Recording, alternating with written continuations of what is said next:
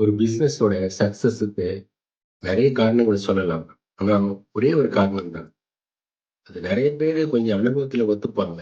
அதுவும் பெரிய பெரிய கம்பெனிஸ்ல இருக்கக்கூடிய சிஇஓஸ்லாம் கேட்டீங்கன்னா சொல்லுவாங்க, உங்களுடைய எவ்வளவு நாள் உங்களுடைய எம்ப்ளாயி உங்க கூட இருக்கிறாரோ, உங்க எம்ப்ளாயிக்கு நீங்க எந்த அளவுக்கு இம்பார்ட்டன்ஸ் தர்றீங்களோ, அதுதான் உங்களுக்கு கண்டிப்பா 60-70% ஆஃப் பிசினஸ் சக்சஸ் உங்களுடைய எம்ப்ளாயீஸ் தான். ஸோ முதல்ல இருந்த மாரி ஒரு எம்ப்ளாயீஸ ட்ரீட் பண்ணாம, இப்போ உங்க எம்ப்ளாயி தான் உங்களுடைய பார்ட்னர். கிளையண்ட் எந்த அளவுக்கு முக்கியமோ, அந்த அளவுக்கு உங்க எம்ப்ளாயி தான் முக்கியம். நீங்க ஒவ்வொரு நாளும் எப்படி வளர்றீங்களோ, அதுக்கு ப்ரொபோர்ஷனேட்டா அவங்களும் வளரணும். ப்ரொபோர்ஷனேட்னா என்ன அர்த்தம்னா, நீங்க ஒரு 30 வருஷம் அனுபவத்துல ஒரு நிறுவனத்த ஆரம்பிச்சிருக்கலாம். இப்பதான் ஒரு ஃப்ரெஷரா வந்து ஜாயின் பண்ணியிருப்பாங்க. ஸோ உங்களுக்கு ஈக்குவலான ஒரு ப்ராஃபிட்ட குடுக்கணும்னு சொல்லல.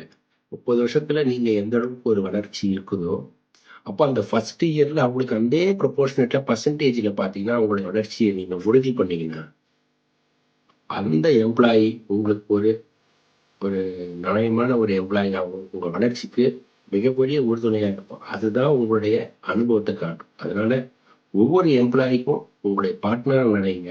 அவங்கள வந்து எந்த அளவுக்கு மோட்டிவேட் பண்ண முடியும் பண்ணுங்க. உங்களுடைய பிசினஸ் உடைய வளர்ச்சிக்கு அவங்க முழு முதல் காரணமா இருப்பாங்கன்றத நான் 100% சொல்லுவேன்.